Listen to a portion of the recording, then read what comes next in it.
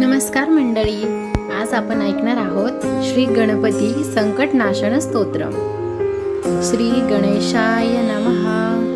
नारद उवाच प्रणम्य शिरसा देवं गौरीपुत्रं विनायकं भक्तावासं स्मरे नित्यं आयुक्कामार्थसिद्धये।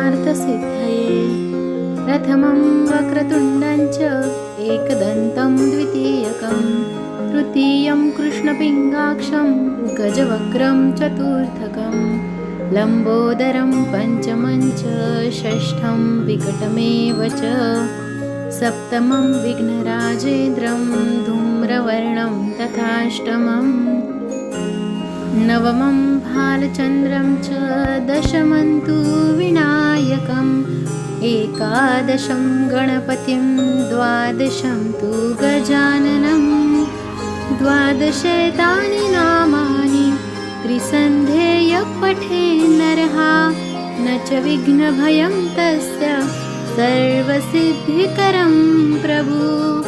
विद्यार्थी लभते विद्या धनार्थी लभते धनं पुत्रार्थी लभते पुत्रान् मोक्षार्थी लभते गतिं।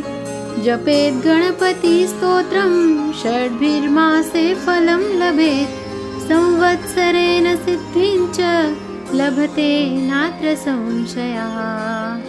अष्टभ्यो ब्राह्मणेभ्यश्च लिखित्वा य समर्पयेत् तस्य विद्या भवेत् सर्वा गणेशस्य प्रसादता। इति श्री नारद पुराणे संकटनाशन नाम श्री गणपती स्तोत्रम संपूर्णम्। असेच नवनवीन स्तोत्र ऐकण्यासाठी आमच्या चॅनलला लाईक करा, शेअर करा आणि सबस्क्राईब करायला विसरू नका। धन्यवाद।